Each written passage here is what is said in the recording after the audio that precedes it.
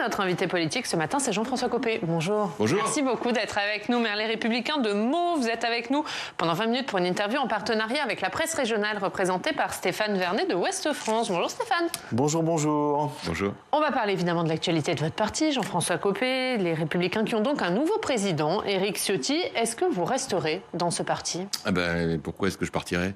Il y a eu des départs, il y en a qui ne sont pas d'accord avec la ligne d'Éric Ciotti. Non, mais la question n'est pas de savoir... Est-ce que vous êtes d'accord et est-ce que vous resterez dans le parti ? La question n'est pas de savoir si on reste ou si on part. La question est de savoir quelle ligne on construit après cette élection, qui était une élection tout à fait digne, entre des candidats qui se sont donné beaucoup de mal pour faire campagne, je dois dire, dans des conditions difficiles, parce que l'opinion publique ne s'y est pas du tout intéressée, et il est vrai que ça témoigne du fait que tout est à reconstruire. Le vrai sujet aujourd'hui, c'est quelle ligne politique ? Mais vous pensez pouvoir reconstruire à l'intérieur des Républicains ? On verra bien. Le fait que le score soit assez serré, c'est un problème ou pas du tout ? Est-ce que ça peut augurer de futures divisions ? D'abord, un score, c'est un score. Le problème de savoir s'il est serré ou pas, c'est pas un problème en soi. Le vrai sujet, c'est ce que ça dit. Le vrai sujet, c'est ce que ça dit. Et ça dit quoi, justement ? Alors écoutez, moi je suis pas un expert absolu en politologie, mais j'ai lu un certain nombre de commentaires qui m'ont paru assez pertinents. C'est-à-dire, je pense que le score en réalité est beaucoup plus serré qu'on pouvait le penser, en fait, parce que qu'on le veuille ou non, 47-53, c'est quand même pas très loin du 50-50, et donc Éric Ciotti a gagné, et c'est évidemment super pour lui, mais en même temps, il ne peut pas ne pas entendre que pratiquement la moitié de ceux qui se sont exprimés n'ont pas voté pour lui au deuxième tour. Donc il va falloir composer, c'est une évidence. Et il va falloir composer en essayant de décrypter qu'est-ce qui fait que celui qui était le favori, et tout le monde le savait, en l'occurrence Éric Ciotti, n'a pas fait un score beaucoup plus important. Bon. Pourquoi, selon vous ? Écoutez, il y a plein d'éléments. Ce qui est sûr, c'est que il y avait un affichage très clair entre Éric Ciotti et Laurent Wauquiez. Tous les militants électeurs le savaient. Pour autant, ça n'a pas déterminé leur choix. Bon, donc ce qui prouve bien que tout le discours qui a consisté à dire on choisit tout de suite notre candidat, on veut pas de primaire, on veut que ce soit Laurent Wauquiez, n'a satisfait qu'un petit peu plus de la moitié des militants. Bon, donc ça, pour moi, c'est un vrai message. Dont vous ? Moi, j'ai pas pris position dans cette. Vous n'avez pas voté ? Je n'ai pas voté. Je l'ai d'ailleurs dit parce que j'ai considéré que il y avait une autre voie possible. Moi, je continue de la défendre. Vous le savez. On en parlera peut-être. On va en parler, évidemment. Mais voilà. Donc après, il y avait un sujet par rapport au positionnement vis-à-vis de on tourne ou pas la page vis-à-vis de Nicolas Sarkozy. Bon, sur ce point, là aussi, je vois bien que la ligne qui a été défendue par Bruno Retailleau a quand même été entendue sur ces sujets. Donc tout ça, de mon point de vue, nécessite quand même qu'il y ait un travail d'écoute quand même de part et d'autre. Pour qu'on soit clair, pour vous, ça veut dire qu'il faut tourner la page de Nicolas Sarkozy ou pas ? Mais ça, c'est un autre sujet. Mais c'est quand même un sujet. Non, mais moi, à titre personnel, comme vous le savez, je suis quand même en rupture depuis très longtemps avec Nicolas Sarkozy pour toute une série de raisons. Donc, je ne peux pas vous dire que je sois d'une très grande objectivité. Mais la seule chose qui est sûre, a eu raison pour la seule chose qui est sûre, c'est que les choix qu'il a fait à la présidentielle vis-à-vis de Valérie Pécresse, de mon point de vue, l'ont rendu complètement à l'extérieur de sa famille politique. C'est un choix assez délibéré qu'il a fait. Et donc ça dit tout. Et effectivement, ça tourne de facto la page. Mais les militants se posent encore la question, vraiment ? De savoir si il y a une proximité ou un avenir commun avec Nicolas Sarkozy ? La preuve que non. Oui. Bon. L'autre chose, puisque vous nous dites, ça dit aussi quelque chose de Laurent Wauquiez. Est-ce que pour vous, Laurent Wauquiez est le bon candidat à la présidentielle pour 2027 ? Moi, personnellement, je pense qu'aujourd'hui, ce choix est absolument impossible à faire. Enfin, il n'est pas responsable. C'est trop tôt. D'abord parce que c'est trop tôt, ensuite parce que ça n'existe pas qu'il n'y ait pas de débat au sein d'une famille politique. C'est pas possible. Enfin, on peut pas juste dire je vais le faire, j'ai décidé, je choisis. Enfin, ça n'existe pas. D'autant que lui-même a fait le choix de ne même pas présider sa famille politique. Donc, en réalité, les cartes sont extrêmement ouvertes. Et puis, encore une fois, le véritable sujet, c'est pas de désigner notre candidat pour 2027, c'est qu'est-ce qu'on fait jusqu'en 2027. Mais c'est une question de calendrier ou c'est une question de personne ? C'est une question de tout. C'est une question de calendrier, c'est une question de personne, c'est une question de ligne politique, puis c'est une question de rapport au pays aussi. On ne peut pas juste décréter qu'on va se refaire. LR, aujourd'hui, c'est devenu malheureusement, je suis le premier à le regretter, moi qui ai présidé cette famille politique à un moment où nous avions près de 300 à 400 000 militants, sympathisants engagés. C'était au moment de la vague bleue des municipales, la dernière grande élection qu'on ait gagnée. Enfin, je veux dire, aujourd'hui, on n'est plus du tout là-dedans. Donc notre vrai sujet, il n'est pas simplement de dire « je jure qu'on va gagner », c'est de reconstruire pierre par pierre une maison qui s'est effondrée. Il y aura malgré tout débat en interne autour de la candidature de Laurent Wauquiez. Elle n'est pas actée comme ça en un claquement de doigts. Ah ben je pense que il n'y aura pas de primaire, mais il y aura peut-être d'autres façons de consulter les militants. D'abord, je pense qu'en réalité, de facto, le score de cette élection impose qu'on ouvre tous les débats sur ces sujets. Modalité de désignation, choix du ou des candidats, calendrier. Et encore une fois, je le répète, avant tout ça, quelle ligne politique ? On va parler de la ligne, mais pour vous, ce score, c'est aussi un refus de Laurent Wauquiez ? Vous l'interprétez comme ça ? C'est ce que je vous ai dit tout à l'heure, c'est qu'en tout cas, ce choix-là ne fait pas l'unanimité. On ne peut pas dire ça. Après, on aura des discussions, j'imagine, mais c'est ça qui est aujourd'hui en jeu. Sur la ligne politique, est-ce que pour vous, Éric Ciotti incarne la droite décomplexée ? La droite décomplexée, vous savez, c'est moi qui ai inventé le concept. C'est pour ça que je vous pose la question. Je l'ai inventé sur une ligne qui était extrêmement claire, qui consistait à dire qu'il faut arrêter d'avoir des complexes avec la gauche. Il n'y a pas les gentils de gauche et les méchants de droite. Et d'autant qu'aujourd'hui, la réalité des attentes des Français, elles sont sur les valeurs de droite, et notamment les questions de sécurité, d'autorité, mais aussi d'efficacité de l'État et de progrès économique, progrès social, progrès scientifique. C'est ça qui fait l'ADN de la droite décomplexée, à une condition, c'est une étanchéité complète avec l'extrême droite. Quand je dis étanchéité complète, c'est complète. Bon. Et là, vous avez un doute ?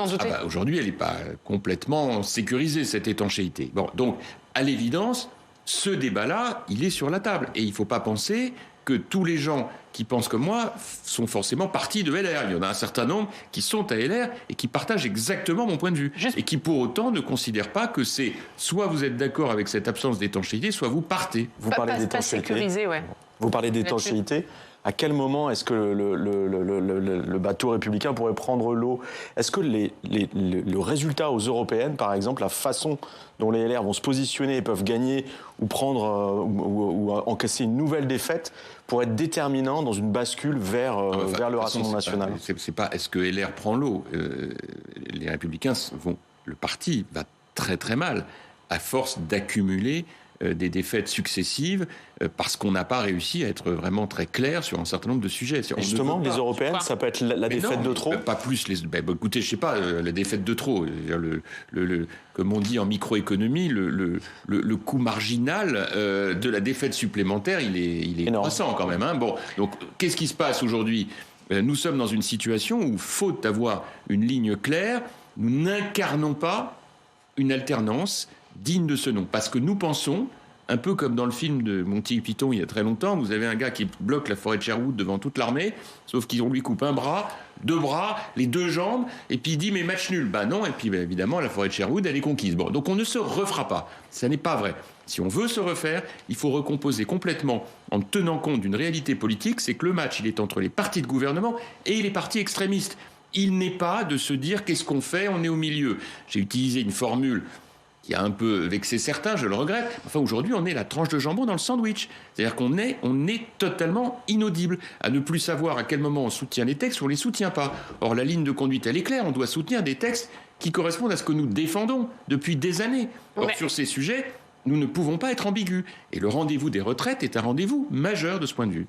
C'est-à-dire que les Républicains doivent soutenir la réforme des retraites pour vous ?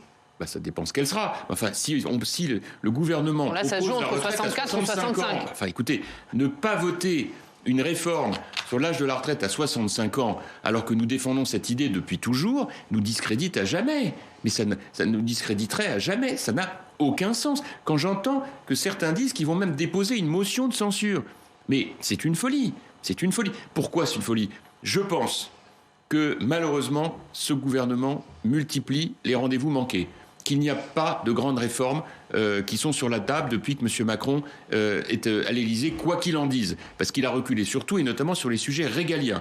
Donc nous devons, nous, incarner le régalien. Point numéro 1. Point numéro 2, sur les retraites, ce sera peut-être, s'il l'a fait, la seule grande réforme de ces 10 années de présidence. La seule grande réforme. Celle que nous attendons pour le bien de la France depuis des années. Et on ne va pas la voter, mais on va dire quoi aux Français ? Alors juste parce que tout le monde n'est pas d'accord. Hier, Olivier Marleix, le président du groupe Les Républicains sur notre antenne, disait mais moi j'aimerais que l'objectif ça soit 63 ans à la fin du quinquennat, c'est-à-dire 63 ans en 2027.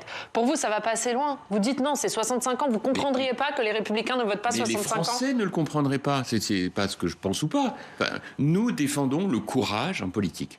Notre ADN, c'est de dire aux Français notre rôle, la grandeur de la politique, c'est pas de faire ce qui fait plaisir à court terme, c'est ce qui est nécessaire pour l'avenir du pays et pour l'avenir de nos enfants. Et nous, on va dire, comme c'est Macron qui propose, on va pas le voter. J'ai entendu dire qu'on allait même, Olivier Marleix dit qu'il allait peut-être censurer le gouvernement. Mais attendez, donc ça veut dire donc qu'on va censurer le gouvernement sur la seule réforme dont nous-mêmes considérons du point de vue économique et social qu'elle est majeure. Mais qui peut entendre ça ? C'est pas possible, ça n'est pas responsable. Est-ce que, pardon Stéphane, est-ce que vous demandez encore un pacte de gouvernement ? Est-ce que ça vous paraît encore possible ? C'est juste Stéphane Séjourné, dans Le Parisien, qui est le patron de Renaissance, disait « L'élection d'Éric Ciotti marque un coup d'arrêt à un éventuel accord d'appareil ». Vous entendez ça ? Ça, je l'ai lu comme tout le monde, mais je pense que... Enfin, comme tout le monde. Pour tous ceux que ça intéresse, honnêtement, plus personne, malheureusement, ne s'intéresse à tout ça. On va dire que ça intéresse nos téléspectateurs, quand même. Pendant des années, la politique passionnait les Français, constituait les sujets des déjeuners de famille. Il ne faut plus se faire aucune illusion. Maintenant, tout ça n'intéresse absolument plus les Français qui sont écœurés et désabusés, et je ne peux pas leur donner tort. Donc, en l'occurrence, cette déclaration de M. Séjourné, pardon de vous dire, mais elle n'a aucun sens. Enfin, on verra bien un gouvernement qui est à la godille, qui fait ce qu'il peut pour essayer de trouver des députés qui veulent bien voter ces textes, et sinon, qui est obligé de faire du 49-3, ne peut pas se payer le luxe de dire « je ne veux pas des Républicains ». Enfin, ça n'a aucun sens. Ils ne vont pas commencer à les trier. Il faut arrêter avec cette arrogance. C'est un des péchés originels du macronisme. Cette idée, on est jeune, on est frais, on est printanier, tous ceux qui étaient avant étaient nuls, on va leur montrer ce que c'est que la vie. Comment vous dire ? C'est plus compliqué que ça, la vie. Juste pour revenir sur les retraites, une question. François Bayrou s'est exprimé en fin de semaine en disant qu'il n'y avait pas suffisamment de pédagogie autour du sujet des retraites. Est-ce que vous partagez cet avis ? Pas du tout. Est-ce qu'on a suffisamment expliqué les enjeux de cette réforme aux Français ? Mais bien sûr. Et ils l'ont parfaitement comprise. Donc il faut arrêter de prendre les Français pour ce qu'ils ne sont pas. Moi, le numéro de... Il y a des grèves parce qu'on n'a pas assez expliqué. Comme j'ai l'occasion de le dire, je commence à être un peu expérimenté sur tous ces sujets. Donc en réalité, j'ai vécu depuis 1995, j'ai vécu toute une série d'épisodes de réforme de réforme de retraite avec des grèves. Donc je vois bien de quoi il s'agit. La seule chose que je puisse vous dire, les Français, ils sont bien au courant. Il se trouve que pour toute une série de raisons, beaucoup d'entre eux ne sont pas d'accord avec cette idée, parce que pour des raisons très légitimes, ils se disent j'en ai assez, je ne vais pas moi devoir travailler plus, etc. Bon, oui, voilà. Les Français ont bien compris, mais vous avez bien compris qu'ils étaient radicalement opposés à la mesure d'âge. Bien qu'ils ont bien compris qu'ils étaient tout à fait opposés à ça. Reste que... Comment on fait du coup ? On a un rendez-vous avec sa conscience. C'est ce qui fait la grandeur de la politique. C'est qu'il y a aussi des millions de Français qui savent que la raison, c'est aussi de le faire pour leurs enfants. Parce que sinon, c'est les enfants qui payeront à leur place. Donc on peut avoir un troisième tour dans la rue qui soit assez costaud à la rentrée. C'est autre chose. Autre chose. Les troisièmes tours, ce que vous appelez les troisièmes tours dans la rue, c'est malheureusement le rituel très français. On trouve ça nulle part ailleurs en Europe. Et qui fait partie de cette espèce de dynamique infernale qui empêche les gouvernements courageux de faire des réformes. Bon, encore une fois, c'est pas par plaisir. On préférerait continuer de faire ce qu'a fait le gouvernement, d'ailleurs dès le début de ce quinquennat, 20 milliards d'euros de dépenses publiques supplémentaires pour le pouvoir d'achat. Ça, personne ne peut être contre. Mais le rendez-vous avec les Français, c'est un rendez-vous de conscience. Parce que tout le monde est bien au clair sur ces éléments. Quand vous êtes dans un pays qui a la chance formidable de ne pas avoir à payer pour un vaccin contre le Covid. C'est bien, alors que tous les autres pays, c'était payant. Idem pour les tests. Ça dit quoi ? Ça dit que si nous voulons continuer de préserver ce confort exceptionnel en matière sanitaire, alors même que l'hôpital est en crise et qu'il va falloir le réformer, nous avons besoin de moyens supplémentaires. Comment on va le trouver ? On ne peut pas le trouver que sur de la dette. Il faut le trouver sur des réformes de structure. Et nous savons que la première réforme, c'est de travailler plus longtemps. C'est pas par plaisir. Il y a des tas de gens qui ont envie de s'arrêter. Je peux l'entendre, même si je peux entendre aussi qu'on aime son travail. Mais dans tous les cas de figure, la nation ne peut plus se le permettre. Bon, et vous voyez, je suis républicain, de droite, je le dis aujourd'hui, je l'ai dit quand j'étais ministre du Budget, je pense que c'est la grandeur de la politique. Voilà. Donc, ne pas le faire, c'est être irresponsable. Or, la droite de gouvernement, Elle se veut responsable. Donc dire qu'elle va censurer le gouvernement sur cette réforme, mais c'est incompréhensible. Et ça ne nous redonnera pas l'accès au pouvoir, contrairement à ceux qui le pensent. Emmanuel Macron a eu raison de reporter la présentation de la réforme. Vous parlez de courage politique. Est-ce que vous y voyez un début de recul ? Écoutez, j'espère que c'est pas un début de recul, parce que déjà que ça fait 5 ans qu'il recule. S'il recule encore, bon, alors quant à cette idée de penser qu'il va sauver les fêtes de Noël et qu'il n'y aura pas de grève, je crois qu'il se fait de grandes illusions. Malheureusement, les grèves, elles sont lancées. C'est pas ce qui motive son choix. Si, j'ai compris que c'était pour que les gens s'énervent pas à Noël, mais les gens vont s'énerver à Noël puisque ça y est, la SNCF, Air France, qui a reçu par ailleurs un très joli chèque de l'État, a annoncé également qu'il y a. Et quand il dit qu'il veut se donner quelques semaines pour discuter avec les présidents de partis nouvellement élus, à qui il pense ? Je ne sais pas. Mais c'est pas une main tendue à Éric Ciotti, ça ?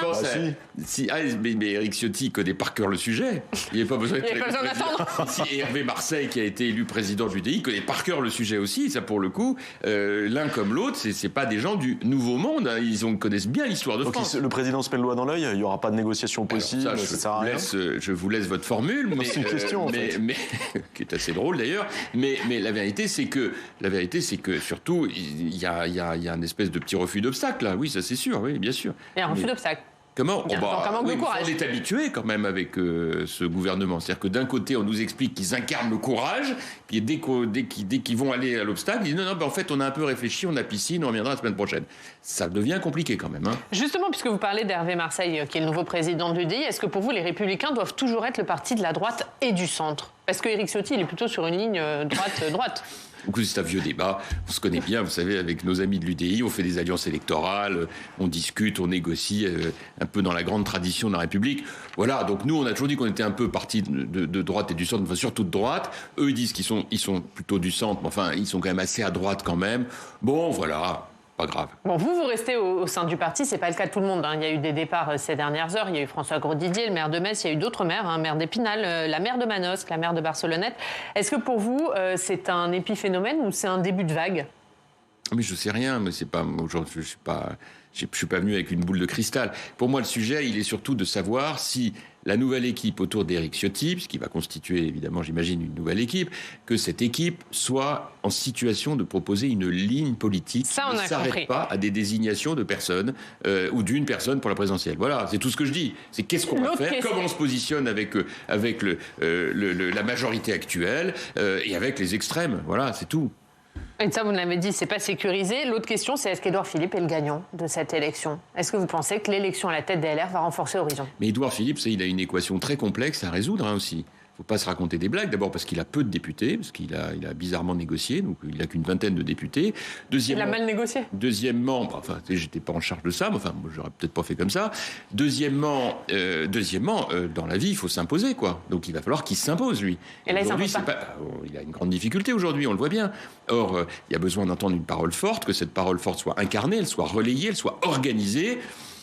Après, vous savez, moi j'ai été élevé à l'école Jacques Chirac. L'école Jacques Chirac, c'est une école où on est au quotidien avec ses troupes, à aller en chercher des nouvelles, à prendre son téléphone pour appeler les gens et pas simplement attendre qu'ils viennent vers vous. Enfin bon, c'est un métier, quoi. Donc, vous avez été tenté, vous, de rejoindre Horizon à un moment ? Non, en fait. Non, mais d'ailleurs, personne m'a spécialement demandé non plus. Il n'a pas décroché son téléphone avec vous. Non, mais là, en l'occurrence, moi, ça n'a jamais été mon sujet. Mais moi, quand une fois, je pense que ça fait déjà 3 ou 4 fois que vous me demandez si je dois partir de LR. Non, mais comme vous faites partie de ceux qui prônent un pacte de gouvernement, une alliance avec Emmanuel Macron. Ce que ne veut pas Éric Ciotti, donc on se pose moi, j'ai proposé une coalition, surtout pas des débauchages individuels. Manifestement, d'après ce que vous venez de nous dire, vous ne croyez pas trop à l'hypothèse d'Édouard Philippe à l'Élysée en 2027. Je n'ai pas dit ça, j'ai dit qu'il y avait du boulot. Vous êtes en train de nous dire que la marche est haute pour lui, c'est ça ? En tout cas, je ne dis pas dit qu'elle était haute pour lui, elle est haute pour tout le monde. Vous savez, moi, je suis un bon spécialiste, je me suis préparé pendant des années, et puis j'ai vu que finalement, les circonstances ne me le permettaient pas. Donc du coup, j'ai bien compris que... C'est pour ça que je me transforme un peu en coach maintenant, vous voyez, je partage. Donc, je ne dis pas qu'elle est haute pour lui, je dis qu'elle est haute tout court. 2 dernières questions sur un autre sujet, évidemment, autre sujet de préoccupation des Français, c'est la question des hausses des prix de l'énergie et de l'électricité, puisque le gouvernement prépare à d'éventuelles coupures d'électricité. Est-ce que le maire que vous êtes est suffisamment préparé ? Est-ce que vous avez suffisamment d'informations ? Est-ce que vous avez suffisamment de préparation ? Non.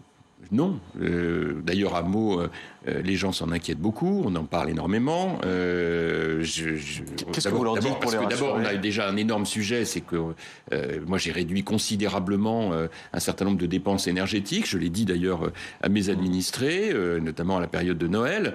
Traditionnellement, une patinoire, on n'aura pas de patinoire. On a réduit un certain nombre d'événements. On est obligé de le faire. Bon. Sur les histoires de délestage, tout le monde est évidemment inquiet. Puis moi, ce qui m'intéresse beaucoup dans les conversations que j'ai, pas qu'à Meaux, mais beaucoup à Meaux, c'est sûr, en tant que maire, c'est que les gens ont compris une chose, ce choix de renoncer au nucléaire était une folie. Une folie. Et je vois les responsables politiques responsables de ça se débiner lamentablement. Il n'y en a plus un qui était concerné, c'est de la faute de personne. Monsieur Hollande, monsieur Macron, leur ministre de l'écologie et de l'énergie respectifs, personne n'était au courant qu'ils avaient donné des ordres d'arrêter le nucléaire. Bon, donc c'est ça qu'on paye aujourd'hui. Et c'est lamentable. C'est encore une fois la démonstration que quand on tombe sur des effets de mode, généralement prônés par des Verts qui se préoccupent pas tellement de la question écologique, mais plutôt de déstabiliser l'État, on a des résultats qui sont catastrophiques. Et sur le chèque dans le même registre, sur le chèque de 100 € pour les 10 millions de travailleurs modestes qui ont besoin de faire le plein, est-ce que ça, c'est un bon choix pour vous ? C'est encore un succès d'année qui n'a pas de sens. C'est 1 milliard d'euros quand même, parce que c'est pas un chèque de 100 €, c'est un chèque de 1 milliard d'euros. On dit 1 milliard, ça peut être 1,5 milliard. Pour les ménages, ça fait 100 €. Ça fait 100 €, oui, ça fait 100 €. On sait pertinemment qu'en une fois, ça ne couvrira jamais suffisamment les besoins et que c'est pas une dynamique positive, c'est 100 €, voilà. Et en réalité, ça ne correspond absolument pas à une réforme de structure. Donc entre ça ou rien, il aurait mieux valu rien faire, c'est ça ? Vous savez, c'est tellement la facilité, votre question. Pardon, je veux dire ça, mais c'est la facilité. Si je vous dis oui, vous allez me dire, ok, je ne veux pas vous poser des questions trop dures non plus. Si je vous dis non, on va dire, vraiment, c'est la dureté de la droite. Bon, donc la vérité, c'est que la raison est qu'il faut des réformes de structure et qu'il faut évidemment développer toutes les sources d'énergie qui nous permettent d'éviter d'avoir à faire un chèque d'1 milliard d'euros sur le dos du contribuable d'aujourd'hui et des enfants demain avec les dettes. Merci Jean-François Copé. Merci beaucoup d'avoir été notre invité. La une de Ouest France, on en a parlé, ce sont les retraites. Faut-il vraiment travailler plus longtemps ? C'est la question à la une de votre journal, Stéphane. Merci beaucoup. Vraiment dans le ton. Dans le ton de Ouest France. Merci. Merci Jean-François Copé. On passe au Club des Territoires.